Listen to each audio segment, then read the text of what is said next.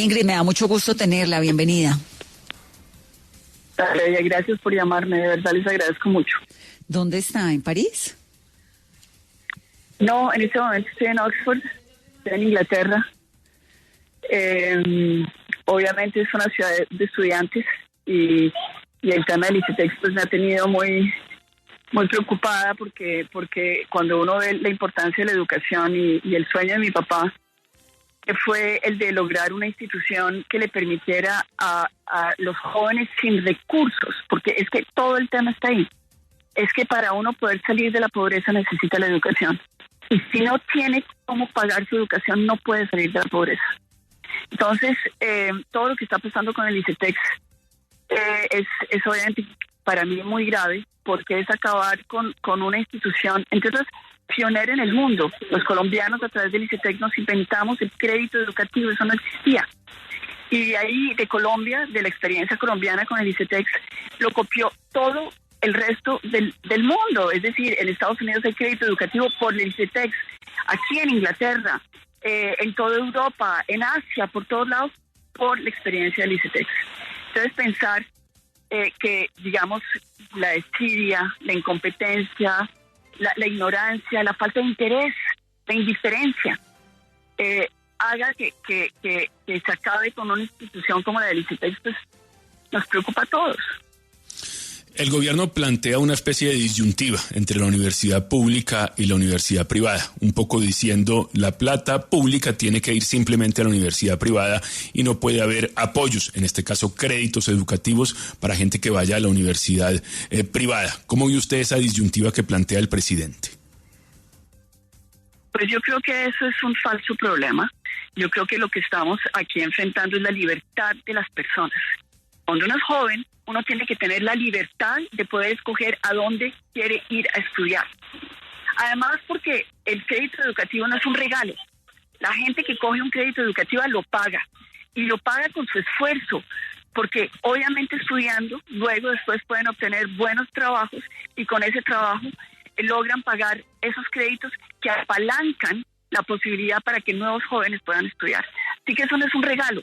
Yo quiero también decir que el ICETEX toda su vida estuvo organizado, construido, marchando sin recursos del presupuesto nacional. Es decir, eran los créditos que pagaban los jóvenes, que eran el patrimonio del ICETEX, y con eso el ICETEX siempre funcionó. A mí me parece que es una falsa disyuntiva. Obviamente hemos tenido problemas en el ICETEX.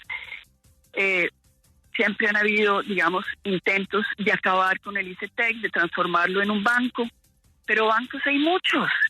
Es decir, bancos es un negocio y no podemos seguir dejando que la educación sea un negocio, sobre todo para los que no tienen recursos. Es un derecho. Y el ICETEX es la institución que garantiza que una persona que tenga buenas calificaciones, que tenga ganas de estudiar, pueda hacerlo si no tiene los recursos económicos para hacerlo. Eso es el verdadero salto económico y el verdadero salto social. Si queremos acabar con la pobreza, es fortaleciendo el ICETEX. El gobierno dijo en su momento, o el presidente durante la campaña, que se iban a condonar las deudas del ICETEX. Eso no ha pasado. ¿Usted cree que eso fue una posibilidad? ¿Es posible eso, o eso también acabaría con los créditos estudiantiles? No, yo creo que eso es una posibilidad. Y yo creo que el presidente Gustavo Petro, en el momento candidato a la presidencia, en el momento en que era candidato, tenía muy clara la situación del ICETEX. Nosotros lo conversamos en algún momento que nos encontramos en alguna de esas, durante la campaña. Y yo siempre tuve como la tranquilidad de pensar que Petro sabía que era el ICETEX, era una institución que él conocía, que la apreciaba.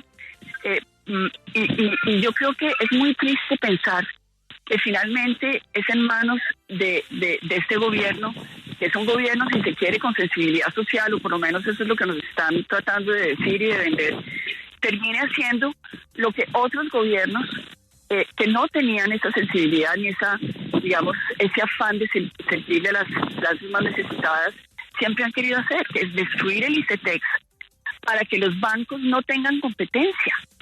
Es decir, para que los colombianos sin recursos tengan que ir a comprar créditos para estudiar a unas tasas que bloquean a todo el mundo. ¿Por qué hay clase media en Colombia hoy en día? Pregúntenle a las personas que han salido adelante por qué, cómo lo han hecho. Ha sido en gran medida porque han podido educarse. Y son millones los colombianos que han podido educarse a través del ICETEX. Entonces, aquí, esto no es un problema ideológico, esto es un problema de conciencia nacional. Esto es un tema donde yo creo que no, tampoco nos pueden decir que este es un tema entre la rivalidad entre universidades privadas y universidades públicas. Es decir, que le den toda la plata que quieren a la universidad pública. ¡Qué bueno! ¡Qué bueno si las universidades públicas pueden ser mejores que las privadas!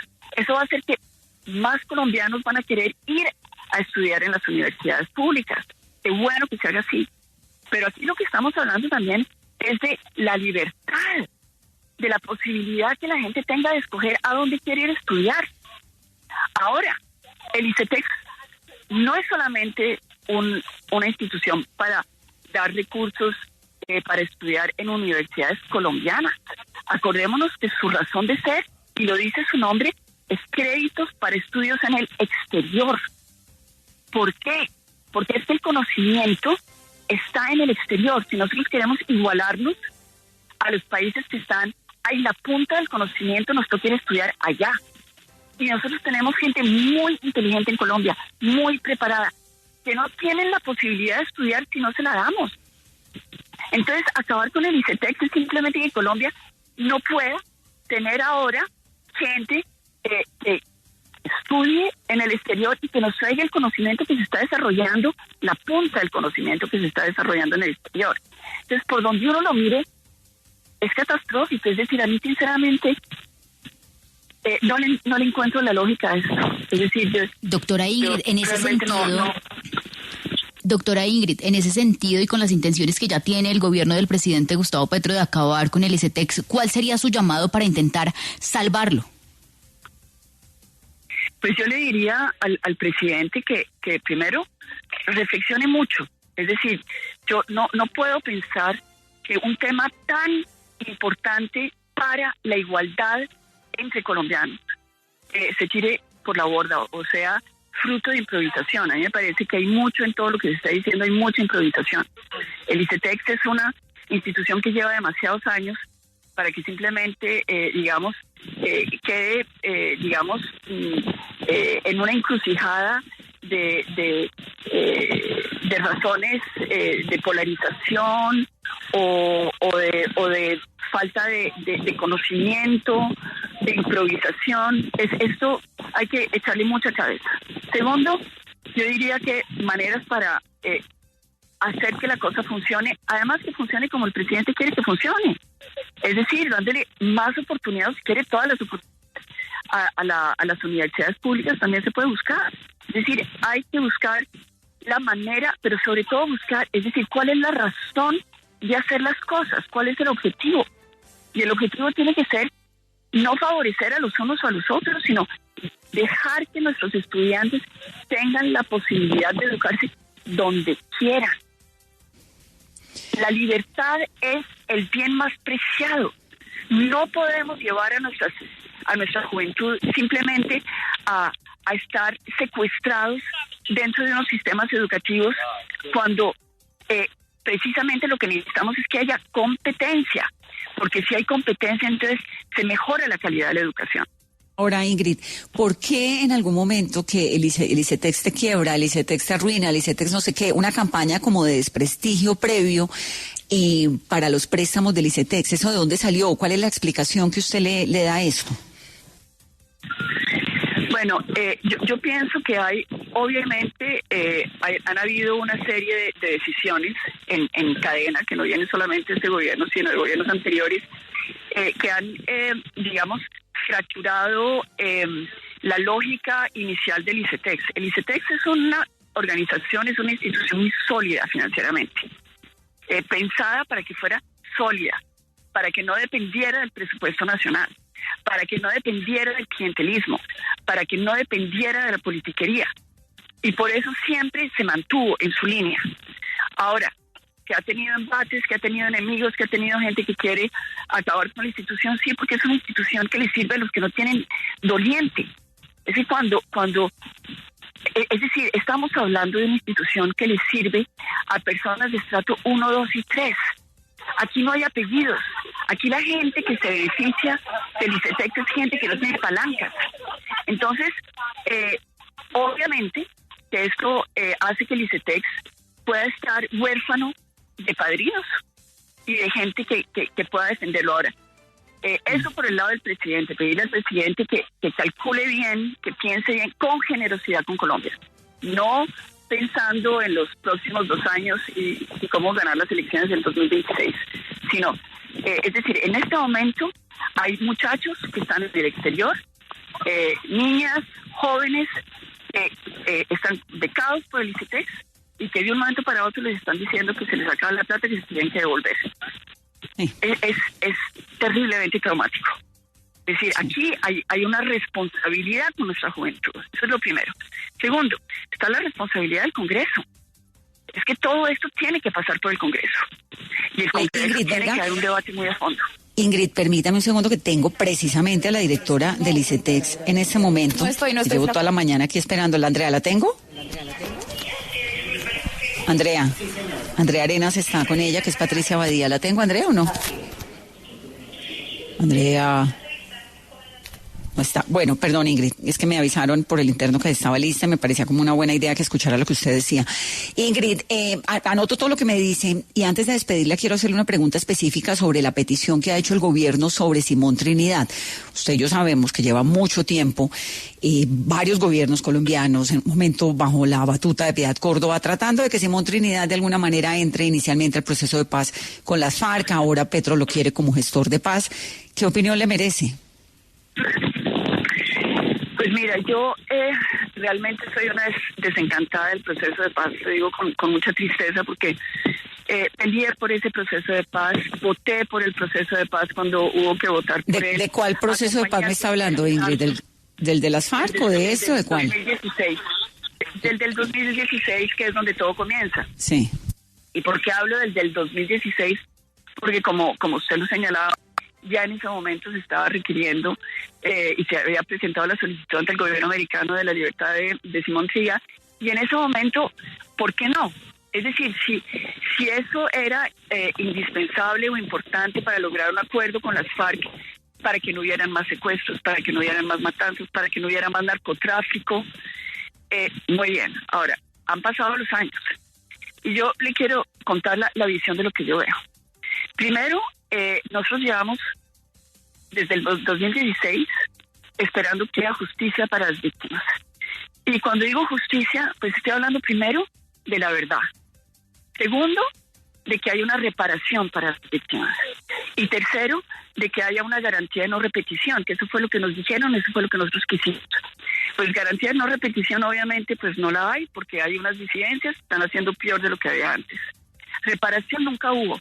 Los recursos de narcotráfico, las FARC, están en cuentas privadas en el exterior. Es decir, esa es una realidad que también tenemos que decirle a Colombia. Las víctimas, se nos quitó la vida y ahora tenemos que los victimarios tienen poder, tienen acceso a estar en el Congreso, tienen seguridad y adicionalmente tienen muchos recursos. Y las víctimas estamos abandonadas por la justicia y abandonadas por el gobierno. Entonces, ante eso, dice uno, bueno, ¿de qué le sirve Simón Trinidad a un proceso de paz? Pues si el proceso de paz es lo que se convirtió hoy en día, una gran posibilidad, una feria de impunidad, pues sinceramente yo no estoy de acuerdo. Nos ha tocado ver demasiadas cosas para poder creer que hoy el hecho de que Simón Trinidad lo liberen le puede ayudar a Colombia de alguna manera. Si nos dicen que volviendo Simón Trinidad hay una paz real, que las disidencias entregan las armas, que hay realmente, es decir, que podemos pasar al otro nivel del proceso de paz, sí, definitivamente sí, porque yo sí quiero la paz para mi país y sobre todo lo que quiero es una paz donde no hayan más víctimas. Lo que nosotros queremos es que no hayan más colombianos que los secuestren. Todos los días oímos de gente que están secuestrando a los helenos. Nos dijeron adicionalmente que es que era parte de su filosofía, de que ellos, para poder seguir en los acuerdos de paz con el gobierno, les tenían que dar la posibilidad y tenían que aceptarles que secuestraran o que les dieran recursos del presupuesto nacional. Es decir, a mí sinceramente todo esto me deja atónita, me deja desilusionada y no le veo la racionalidad, sinceramente, y obviamente que por razones, digamos, personales, humanas. Qué bueno que Simón Trinidad pudiera venir a Colombia y ya salga de una cárcel, que es muy duro el sistema americano. Pero la verdad, ¿para qué? ¿Qué nos ha dado las FARC? ¿Qué nos ha dado las FARC como prueba de que realmente la paz que nos prometieron la van a cumplir? No han dicho la verdad, no ha habido reparación, y el tema de esa división entre ellos parece hoy en día como si lo hubieran planeado para seguir delinquiendo. Los unos desde el Congreso y los otros afuera. No estoy de acuerdo. Pues Ingrid, queríamos eso, su opinión sobre el ICETEX. Es una institución sin duda que usted tiene tan en su corazón, y también esta situación de la paz en torno a Simón Trinidad. Ya hay una declaratoria de 18 ex jefes paramilitares como gestores de paz. Aquí pues todo el que delinque entonces gestor de paz. Lo de Simón Trinidad no es la primera vez que intentan regresarlo a Colombia. En su momento el Dumi, que andaba por La Habana mientras había el proceso. Creo que ese desencanto que tiene usted con lo que ha ocurrido en Colombia con los procesos de paz lo compartimos varios de los colombianos. Le mando un saludo muy grande y me pongo muy contenta siempre de escucharla, Ingrid. Dale, Vanessa, mil gracias, los quiero mucho, cuídense mucho.